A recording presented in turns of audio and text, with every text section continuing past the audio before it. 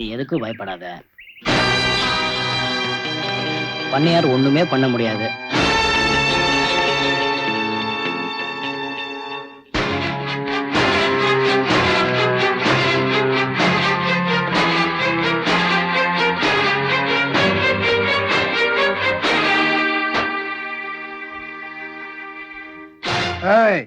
என்ன தைரியம் இருந்தா நான் கட்டிக்க போற பொண்ணுக்கு நீ கல்யாணத்துக்கு ஏற்பாடு பண்ணுவ?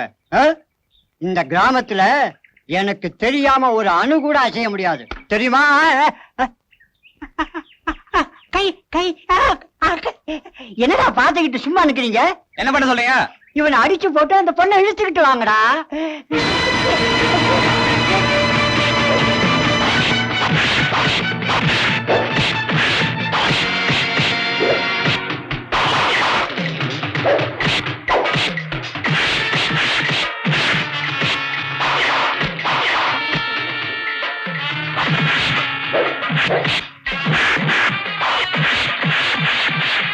அப்பா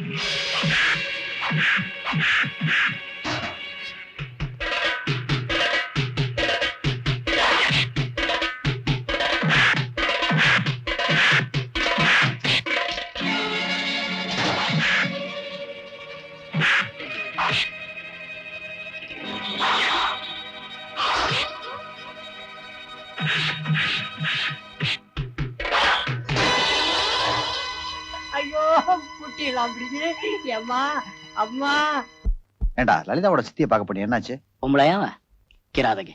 அந்த கிராமத்து பண்ணையாருக்கு லலிதாவை 3ஆம் தாரமா கல்யாணம் பண்ணி கொடுப்பேன்னு சொன்னா நான் விட்டுடுவேனே? என் கூட அவளை அனுப்பக்கூடாதுன்னு தடுத்து பார்த்தாங்க. எப்படியோ நான் அவளை அழைச்சிட்டு வந்துட்டேன். ஏண்டா அவ கர்ப்பமா வேற ஆயிட்டா, என்னடா பண்ண போற? என்னடா பண்றதுன்னா நான் தான் கல்யாணம் பண்ணி வைக்கணும். வரது உனக்கு கல்யாணம் பண்ணி வைக்கிறதுக்காக எல்லாரும் வந்தாங்க. வந்தவங்களுக்கு எல்லாம் நீ இல்ல கல்யாணம் பண்ணி வச்சுட்டு இருக்க. டேய் மூர்த்தி, நான் ஒரு பொண்ணை கல்யாணம் பண்ணிக்கணுங்கிறதுக்காக இந்த நாடகம் நடத்த ஆரம்பிச்சு வந்த இடத்துல பிரச்சனைக்கு மேல பிரச்சனை உருவாயிட்டு இருக்கு. பணம் எவ்வளவு செலவானாலும் பரவாயில்லடா. ஆனா இந்த மென்டல் டார்ச்சர் என்னால தாங்க முடியல. நான் ஒண்ணு பண்ணிட்டேன்டா. நேரா பரமசிவம் பிள்ளைகிட்ட போய் நான் ஒரு அனாதைங்கிற உண்மையை சொல்லிடுறேன்டா. என்னடா சொல்ற? ஆமாண்டா, இனிமே இந்த நாடகத்தை நடத்த நான் விரும்பல. நான் ஒரு அனாதைங்கிற உண்மையை தெரிஞ்சதுக்கு அப்புறமும் அவர் பொண்ணு கொடுத்தா சரி. இல்ல நான் அவளை சந்திச்ச நாட்கள், அவளோட பழகின நாட்கள், இதெல்லாம் என் மனசுல வச்சுக்கிட்டு வாழ்நாள் முழுக்க பிரம்மச்சாரியே இருந்துடுவேன். சொல்றத கேளு, சொல்றத கேளு. வேணாடா சுந்தரி, நான் உங்களோட கொஞ்சம் பேசணும். அதுக்கு முன்னாடி நான் உங்ககிட்ட பேசணும். இல்ல, நான் முதல்ல பேசிடுறேனே. நான் பேசிடுறேன். லேடிஸ் ஃபர்ஸ்ட், நீங்க பேசுங்க. நாங்க 2 பேரும் கொஞ்சம் தனியா பேசணும். நீங்க பேசணும், நான் போகணும். நான் போயிடுறேன். என்னமோ பேசணும்னு சொன்னியே, என்ன விஷயம்? எனக்கு உங்களை பார்த்தா ரொம்ப பொறாமையா இருக்கு. ஏ? நான் இந்த வீட்டுல காலடி எடுத்து வச்ச நாள்ல இருந்து பாக்குறேன். உங்க சொந்தக்காரங்களோட பிரச்சனையெல்லாம் உங்க தலைமையில போட்டுக்கிட்டு எவ்வளவு அழகா சமாளிக்கிறீங்க. உங்க குடும்பத்தார்கிட்ட எவ்வளவு அன்பும் பாசமும் செலுத்துறீங்க. அவங்க மேலேயே எவ்வளவு அன்பும் பாசமும் வச்சிருக்கீங்கன்னா நாளைக்கு மனைவியாக போற என்கிட்ட எவ்வளவு அன்பு செலுத்துவீங்க. இந்த ஜென்மம் மட்டும் இல்ல, இன்னும் எத்தனை ஜென்மம் எடுத்தாலும் நீங்க தான் என்னோட கணவர், நான் தான் உங்க மனைவி.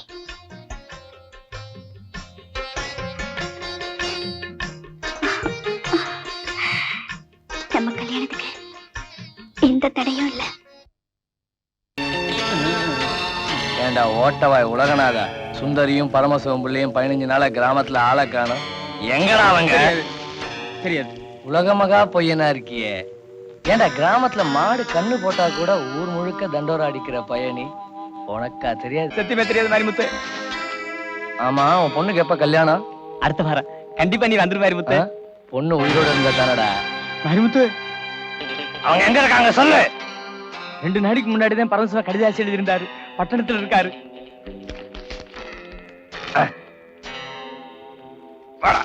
என்ன எல்லாரும் பணமும் கைமா உட்கார்ந்து இருக்கீங்க?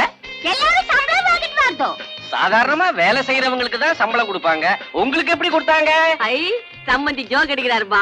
சம்மந்தி முன்ன பின்ன ஆபீஸ் பாத்துக்கிறியா நீ? எங்க ஆபீஸ் வந்து பாரு, அசந்து போடுவான். எல்லாம் தூங்கின்னு இருக்கும். வீட்டுல யாருங்க? ஐயா அறிவு இருக்குதா உனக்கு? இம்மா பேரு குந்தின்னு இருக்கிறான், வீட்டுல ஆறுன்னு கேக்குறியே, நீ யாரு? அம்மா, கரண்ட் பில் கட்டல, பீஸ் பிடிக்கிட்டு போலான்னு வந்திருக்கேன். புடிங்கின்னு போ. யோ, வந்து 15 நாள் தானே ஆகுது. இத பாரு, வரதராஜ ஆபீஸ் வந்து பணத்தை கட்டுவான், நீ போ. பாருங்க சார், இந்த ஈவினிங் உள்ள பணத்தை உடனே கட்ட சொல்லுங்க, இல்லைன்னா பீஸ் கொடுக்க வேண்டி வரும். என்ன வீடு? ஏன்பா நீங்க எல்லாம் பண்றது ரொம்ப அநியாயமா தெரியல உங்களுக்கு? இத்தனை பேரும் பணமும் கைமா உட்கார்ந்து இருக்கீங்க, யாராவது அந்த கரண்ட் பில்ல கட்டக்கூடாதா? அங்கே நடக்காம பாடில்லல்லோ. என்ன லொல்லோ? இது வீட்டுல எந்த பணம் செலவு செஞ்சாலும் வரதராஜ சார் தான் செய்யணும். ஆமா, அப்படி எங்களுக்குள்ள ஒரு ஒப்பந்தம். அம்மே. ஒப்பந்தம் இந்த இல்லப்பா. தியாகு, இது பாரு, நீதான் புள்ள குட்டிங்களோட இருக்க, ராத்திரி ஃபேன் சுத்தலன்னு வச்சுக்க, உன் குழந்தைங்க தான் கஷ்டப்படும். நீயாவது அந்த பணத்தை கட்டக்கூடாதா? எனக்கு தான் மொட்டை மாடி இருக்கு, அங்க போய் படுத்துப்பேனே. நீ வேணா அங்க போய் படுத்துக்க, தான் வருது. என்னப்பா வருது? எங்க போயிட்டு நீ? கரண்ட் பில்லு கட்டலன்னு பீச புடுங்க வந்துட்டான். பீச புடுங்கிட்டு போயிட்டா நீ எப்படியா தூங்குவ? அட ஒண்ண முடியா, நாங்கெல்லாம் எப்படியா தூங்குவோம்? ரகு மாமா, நான் இருக்கிற வரைக்கும் நீங்க ஏன் கவலைப்படுறீங்க? உங்களுக்கு அந்த கஷ்டத்தை கொடுப்பேனா? இத பாருங்க, இப்பதான் கரண்ட் பில் கட்டிட்டு வரேன். வருது தாண்டா. இல்லையா பின்ன வருது, என்ன நினைச்சன? பீச புடிங்கிட்டு போட்டானா நீ எப்படியா தூங்குவ? அட ஒண்ண முடியா, நாங்கெல்லாம் எப்படியா தூங்குவோம்? நான் இருக்கிற வரைக்கும் நீங்க ஏன் கவலைப்படுறீங்க? உங்களுக்கு எல்லாம் அந்த கஷ்டத்தை கொடுப்பேனா? இத பாருங்க, கரண்ட் பில் இப்பதான் கட்டிட்டு வரேன். வருது போனா கல்யாண செலவுலாம் வழக்கம் போல நீ தான் ஏத்துக்கணும். அரிசி தீர்ந்து போச்சுன்னா என்கிட்ட ஏன் சொல்ற? வரதராஜன் கிட்ட சொன்னா ஒரு மூட்டை அரிசி வாங்கி போட்டு போறான். மாமா, லலிதா கல்யாண விஷயமா தான் இப்போ நான் ஊர் கிளம்பிட்டு இருக்கேன். அப்பா, அப்பா, என்னம்மா நீ இன்னும் தூங்கல? தூக்கம் வரலப்பா. ஏமா? அப்பா வந்து இன்னையோட 15 நாள் முடிஞ்சு போச்சு. எங்களுக்கு எப்பப்பா கல்யாணத்தை பண்ணி வைக்க போறீங்க? அத பத்தி தாமா யோசனை பண்ணிட்டு இருக்கேன், நீ போய் படுத்துக்க. சரிப்பா. வரதராஜன் கிட்ட தனி கொடுத்ததை பத்தி பேசி பாப்போமே.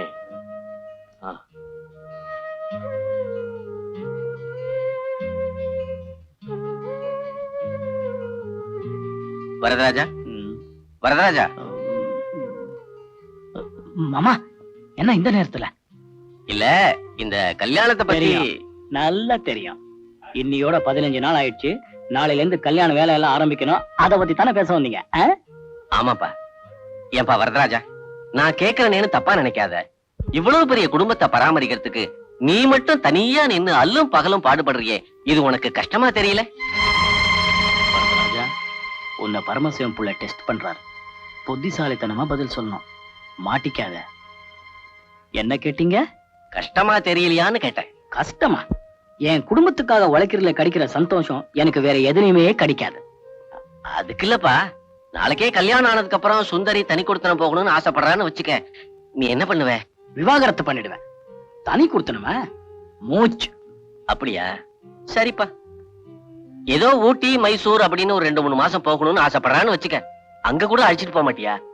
2-3 மாசமா? ஒரு நாள் கூட நான் என் குடும்பத்தை விட்டு பிரிஞ்சிருக்க மாட்டேன். இவ்வளவு ஏன் மாமா? எனக்கு டெல்லியில 5000 ரூபாய் சம்பளத்துல வேலை வந்தது, போகலையே.